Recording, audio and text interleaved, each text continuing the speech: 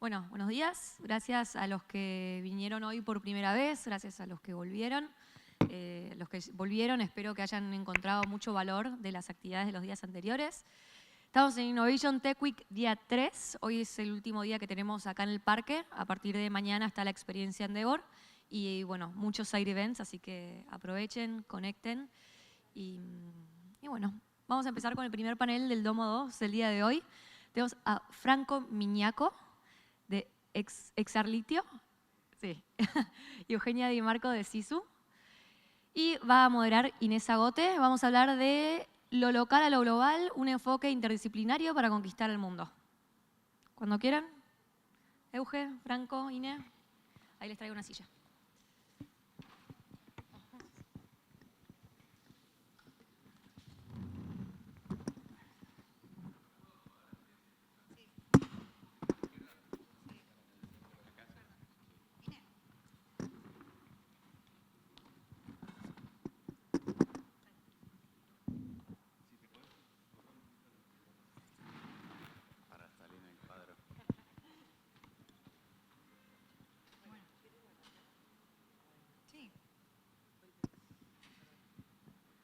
Bueno, buenos días a todos, un placer tenerlos acá presentes. Ideal, acá creamos este panel junto con Euge.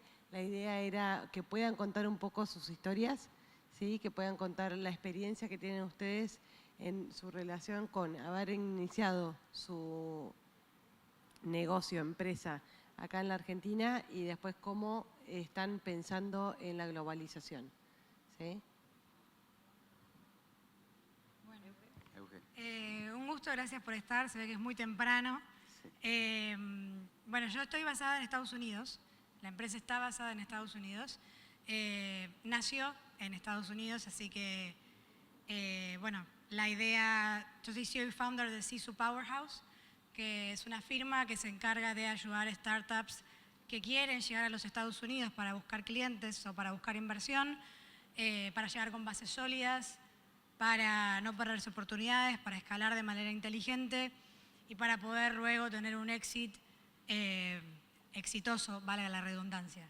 Así que yo no me expandí per se, porque no es que nací acá, sino que estoy allá. Yo soy abogada argentina, luego me especialicé en Estados Unidos y ahora estoy ejerciendo allá. Así que bueno, nada, así que te voy a dejar a vos que des una intro de lo que haces y después contamos un poquito más de lo que hacemos cada uno, si les parece. Bueno, gracias por la invitación. Un gusto poder estar acá hoy en este domo, acá en el Parque de la Innovación. Realmente muy lindo, la primera vez que vengo.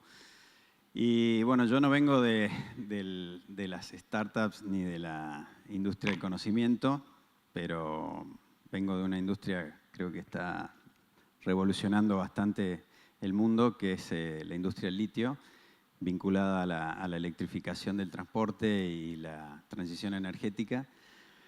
Y cuando comencé por allá hace 15 años, cuando nadie hablaba de litio y nadie avisoraba lo que iba a pasar en el mundo, este cambio tan radical, cambio de paradigmas, desde Jujuy armamos una compañía con una Junior, que es una compañía de exploración en la provincia para poder empezar a explorar por litio, y la listamos en el TSX en Toronto para poder hacer el primer IPO y el fundraising de la compañía y poder financiar toda la etapa de exploración.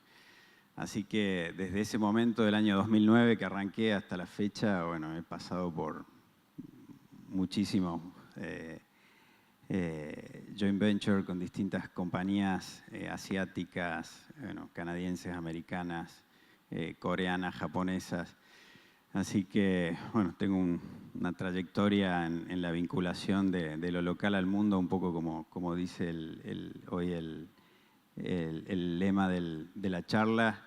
Bueno, poder compartir un poco la experiencia, pero básicamente, bueno, hoy estamos produciendo carbonato de litio y lo exportamos en un 90% a China. Somos el primer productor de Argentina y bueno, eso me ha dado la posibilidad de conocer no solamente la industria del upstream de extracción, sino todo lo que es el downstream de la industria y poder integrarme desde la construcción de baterías hasta los autos eléctricos que hoy vemos que están revolucionando el mundo. ¿Y qué creen que tenemos que tener como consecuencia de lo que estás contando ahora? ¿Qué tendríamos que tener todos los que estamos acá en cuenta para poder expandirnos y qué desafíos? Yo siempre le digo a mis founders que una startup o una empresa, principalmente yo trabajo en tecnología, así que voy a hablar desde el lado de la experiencia nada más, nacen con vocación global. Ahora, del dicho al hecho hay un largo trecho y este trecho de expansión internacional se tiene que construir desde el principio, ¿sí? Que uno lo subestima, pero es súper importante pensar en global desde los inicios, desde que tenemos un acuerdo entre socios con nuestros partners hasta la contratación de nuestros primeros empleados, ¿sí? O de nuestros primeros inversores. Desafíos hay un montón, creo que tenemos poquito tiempo, así que creo que lo principal es siempre pensar que la cultura tiene que ir alineada con la estrategia de negocio. Entonces, si uno se expande a la geografía que se expanda, tiene que entender que la cultura no va a ser la misma. No solo la cultura a nivel persona, sino la cultura a nivel legal, la cultura a nivel financiero, la cultura a nivel regulatorio. Entonces, tenemos que tener desde el principio en mente, pensar que estos desafíos nos van a llegar, ¿sí? Entonces, si tenemos acuerdos de socios, bueno, a ver, tenemos acuerdos que tienen que tener un vesting, ¿sí? Que tienen que tener una estrategia de exit. Si se nos va un founder de la compañía, tener opciones de recompra, por ejemplo, cosa de que no sé, si son 3 y tenemos 33, no sé, uno tiene el 33%, se va y el inversor cuando quiere poner plata dice, che, a ver, pará, hay un socio que tiene el 33, ¿dónde está? No, se fue y no le podemos recomprar las acciones, ¿sí? Después la posibilidad también de la propiedad intelectual, ¿sí? Y hablando siempre desde el lado de la tecnología, que todas nuestras compañías sean las dueñas de nuestra propiedad intelectual, que no haya personas que estén empoderadas o que tengan la posesión de la propiedad intelectual, sino que se le asigne a las compañías, porque el día de mañana si tenemos un inversor, el inversor, salvo que estemos en una etapa muy temprana, va a invertir en nuestra tecnología porque está confiando en nuestro producto. Si el producto no le pertenece a la empresa, no tienen dónde invertir, básicamente. Entonces, nos va a descartar. Este tipo de mentalidad, el founder con mentalidad global, es importantísima y estos dos desafíos, pensar en global con estrategia es para mí lo clave. Culturalmente, hablando a continuación de lo que decís, ¿cómo lo ves la cultura? ¿Cómo la analizarías? O sea, ¿cómo es la relación el aprendizaje que hay que tener a nivel cultural en relación para poder conectarte de mejor manera, para entender, para comprender la forma de negocios de distintos países? Bueno, yo creo que cuando uno se expande, lo primero que tiene que entender es, bueno, a ver, el producto hay que mutarlo generalmente, no es que hay que pivotear un producto, pero sí hay que readaptarlo a los nuevos consumidores, ¿sí? Las necesidades cambian. Entonces acá tenemos este tipo de desafíos culturales. Hay que readaptar, y cuando hablaba de cultura, hay que readaptar el pitch. No es lo mismo pitcharle a inversores argentinos, chilenos, latinoamericanos en general, que pitcharle a inversores europeos o pitcharle a inversores americanos. Buscan cosas extremadamente diferentes. Yo trabajé por muchos años en partnership con un fondo que queda en la costa oeste de Estados Unidos que se llama Sequoia. Y bueno, la verdad que uno de los grandes desafíos que nosotros tuvimos como equipo, porque éramos abogados, contadores, economistas, ingenieros, desarrolladores de software, era enseñarle a los que vienen de afuera a readaptarse para poder estar preparados, no solo para recibir inversión, sino para ese choque cultural, ¿sí? Que varía un montón. Bueno, sí, coincido con todo lo que me menciona Euge y No, un poco de cómo, de Jujuy al mundo, como decimos nosotros el lema en la compañía, realmente pensar de que poder construir un proyecto desde una provincia del norte y hoy ser una de las compañías de la cadena de abastecimiento de la industria automotriz, realmente, si me lo preguntabas hace 20 años, te decía que era algo imposible. Pero bueno, en ese camino nos tocó enfrentar muchas situaciones en lo que respecta a lo cultural que recién comentabas, en todo este fundraising que tuve que hacer por el mundo después que hicimos el IPO para financiar toda la etapa de exploración y todo, que fue exitoso en ese momento en la Bolsa de Toronto. Tuvimos que salir a buscar ya para pasar a la segunda etapa, donde era ya la etapa de proyecto y todo, buscar un strategic partner que pueda financiar el proyecto y también un partner que te sume un valor al proyecto y que te dé un add value para la compañía. Así que fueron años difíciles, toda la crisis subprime en Estados Unidos que afectó a todo el mundo. Era muy difícil conseguir financiamiento, así que me la pasé viajando por Asia, por algunos países de Europa y también por Estados Unidos. Y como decía, no es lo mismo pitchar a un inversor americano, canadiense, europeo que asiático. Nos costó mucho encontrar el socio adecuado, así que tuvimos que andar por distintos lugares y las culturas ahí te das cuenta que claramente son muy disímiles a las nuestras, ¿no? Entonces, y un poco ponerte cuál es la visión que tienen ellos sobre la industria y cómo ven el recurso que tienen los países, en este caso acá en el Triángulo del Litio, para aplicarlo a toda su cadena productiva. Así que bueno, nos costó, tuvimos con empresas coreanas como POSCO, que es una empresa la número 1 de construcción de acero, y tuvimos 2 años trabajando, llegó el día de terminar el deal, no lo pudimos cerrar porque obviamente tenían una negociación muy agresiva, y después tuvimos una empresa chilena que también es la productora más grande de litio del mundo. También después ese deal no avanzó y finalmente pudimos avanzar con una compañía china que es Ganfeng Lithium, que es una de las principales productoras de litio del mundo. Y con ellos pudimos alinear las expectativas que teníamos del proyecto y bueno, y conseguimos el financiamiento, que también conseguir financiamiento para Argentina no era fácil. Por Argentina todos conocemos las problemáticas macroeconómicas y todos los vaivenes que tenemos. Entonces el inversor claramente tiene otras opciones en el mundo y convencerlos de que este era el lugar indicado y el momento para invertir no era fácil. Pero bueno, en ese camino y ese aprendizaje creo que uno va aprendiendo de las culturas, y también las otras culturas van aprendiendo de la idiosincrasia nuestra, ¿no? Que al final del día, en el tipo de industria que nosotros estamos, que estamos asentados acá en Argentina, no por ahí como una startup que puede ser muy fácil, global y no tiene un domicilio. Nosotros sí estamos asentados en Argentina, en el norte de Argentina, con todo lo que implica la idiosincrasia del NOA y del país. Entonces, esta batalla cultural entre la cultura china, anglo-canadiense,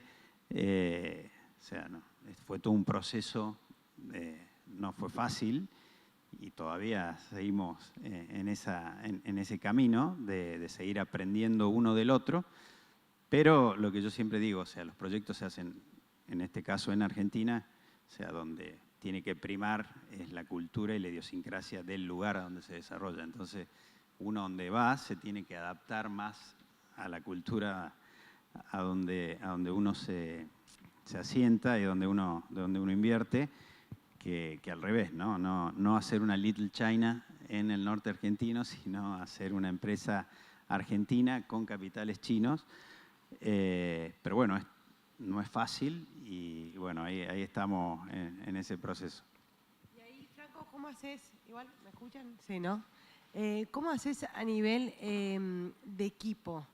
O sea, porque una cosa es, por supuesto, uno que por ahí estás viajando constantemente, que estás acostumbrado a relacionarte con distintas culturas y demás, pero ¿cómo se hace para dos cosas? Uno, no perder como el propósito, como la esencia de tu negocio, y cómo hacer también para transmitir en el equipo esta apertura cultural y el que se puedan adaptar y que no pierdan su esencia.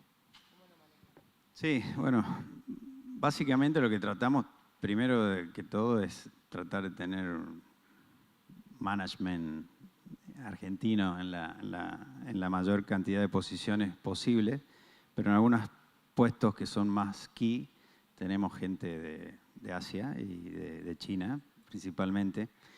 Y para integrar a las culturas hemos estado haciendo, también hemos llevado mucha gente desde acá allá a China para que conozcan un poco la cultura, toda una inmersión en la cultura china. A la inversa, hemos hecho capacitación a los que vienen acá también de varios meses, mostrándole la cultura argentina, las formas que se hace, cómo se hacen negocios acá en Argentina, que son muy disímiles, ¿no? En muchas cuestiones laborales, formas de trabajo y todo. Que claramente son totalmente por ahí opuestas. Entonces hay una barrera ahí, un choque cultural importante. Pero bueno, es la forma que trabajamos con el equipo bueno, siempre el objetivo y la meta de producir mayor cantidad de carbonato de litio con estándares internacionales, tratando de disminuir la huella de carbono, la huella hídrica, con un proyecto totalmente sustentable, en conexión con las comunidades donde trabajamos, y bueno, tratando de hacer un proceso más eficiente y reducción de costos permanente, ¿no? Así que creo que cuando tenés esas premisas, bueno, después las formas es un poco lo que ese es el ida y vuelta que tenemos con nuestros partners, ¿no? Bueno, nada, algo que me parece muy interesante de la pregunta que acabas de hacer es que cuando uno se expande, algo clave que tiene que tener dentro de esta estrategia que hablé al principio de la charla es tener partners estratégicos que te ayuden a conocer la cultura, que te ayuden a conocer las barreras y a superarlas, ¿no? Porque expandirse es caro y expandirse requiere de mucho tiempo. Y en el mundo de las startups, justamente el tiempo y el dinero no son cosas que sobran. Entonces hay que ser muy meticuloso a la hora de empezar a construir alianzas. Alianzas que realmente te potencien, que realmente sumen valor y que te ayuden a llegar. Y ayer lo hablábamos con Tiago, que es uno de los chicos que trabaja con nosotros. Expandirse necesitas primero tener bases sólidas acá, ¿sí? Sí, hablando de Argentina, ¿no? Porque sin bases sólidas vas a empezar a tirar manotazos de ahogado en Estados Unidos o donde uno se quiera expandir. Y parte de esta idea de tener bases sólidas y empezar a construir por sobre esas bases es esto que vos dijiste que me parece clave. O sea, a ver, él se fue a China, o sea, nada más y nada, no sé, yo la verdad que tengo muy poco contacto con la cultura china, pero me imagino que es algo muy diferente. Entonces, imagínense ese desafío. O sea, no solo desafío cultural per se, sino desafío regulatorio, desafío fiscal. O sea, realmente es un monstruo que tenés adelante para poder empezar a tener esa relación de partner estratégica, ¿no? Y bueno, y estas cosas, estos key players que te pueden ayudar a llegar y hacer, como se dice, un soft landing mucho más soft, hay que tenerlo en cuenta, ¿no? Para uno luego poder realmente dedicarse a innovar como founder. Porque si no, vamos a terminar gastando mucho tiempo y gastando mucho dinero sin bases sólidas, y lo que puede llegar a pasar es que y me ha pasado con muchos clientes que han llegado en las últimas etapas, se termina extinguiendo la empresa, ¿no? Y ahí, bueno, ahí el tiempo y el dinero es básicamente, se pierde todo lo que se construyó. Entonces hay que escalar siempre de manera inteligente y esto es parte del proceso.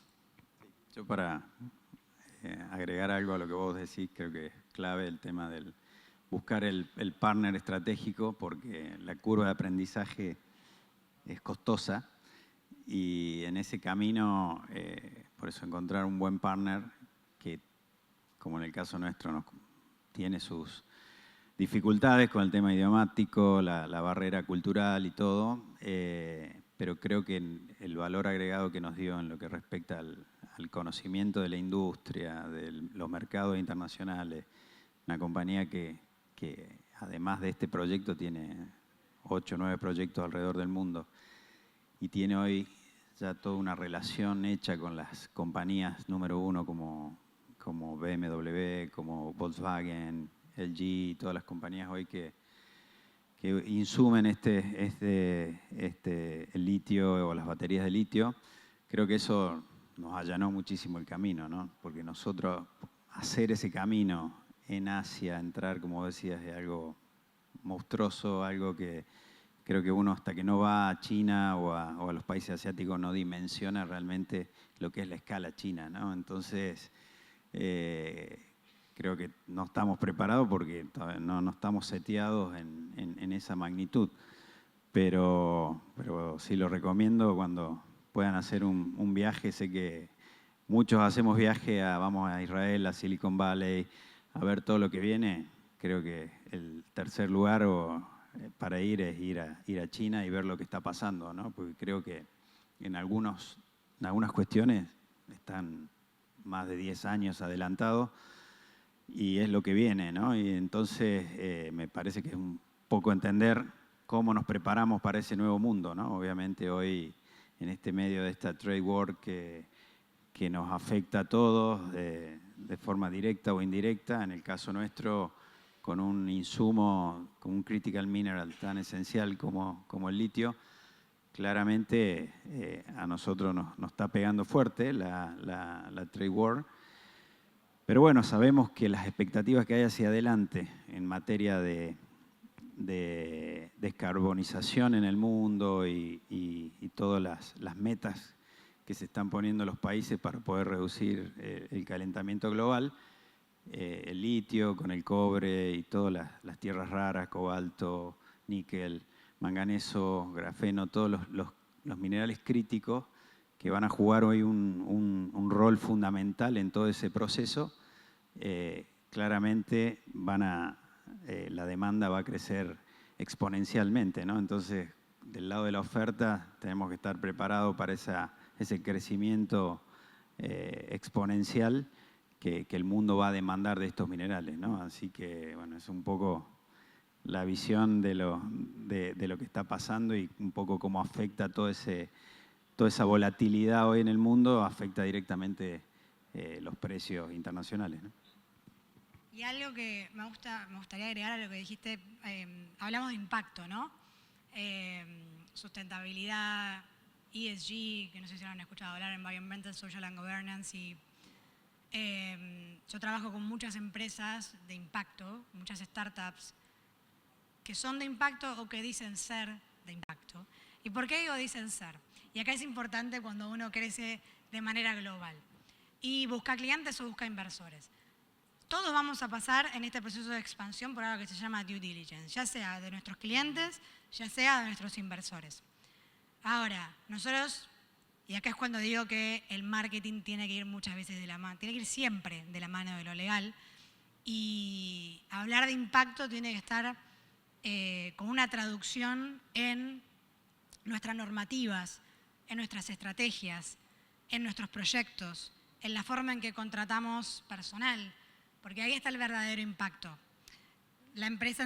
Tu empresa es esencialmente de impacto por lo que están haciendo, ¿no?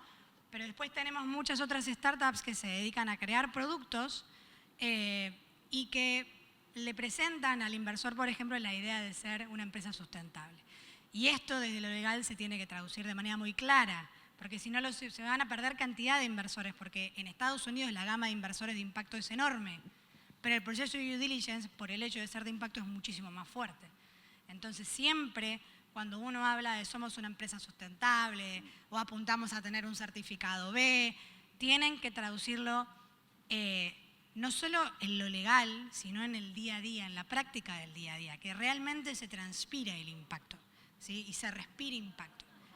Sí, te agrego de nuevo, porque vos sos la que das la teoría y yo cuento la práctica, el ejemplo. No, es importantísimo lo que hablas vos del tema del ESG. Nosotros venimos haciéndolo ya hace 7 años a nuestro informe de reporte ESG. Además que como cotizamos en bolsa, necesitamos, ya es una exigencia más dentro del TSX y del New York Stock Exchange, así que tenemos un ESG report hecho obviamente con toda la estructura de un GRI, con los ODS, Pacto Global y todo donde estamos adheridos. Pero en la práctica, la otra vez nos hicieron un due diligence, la gente de Apple, y mandaron a ver todo el proceso y la trazabilidad del producto para ver el impacto tanto en la huella de carbono como en la huella hídrica y también en el impacto social en la zona donde trabajamos.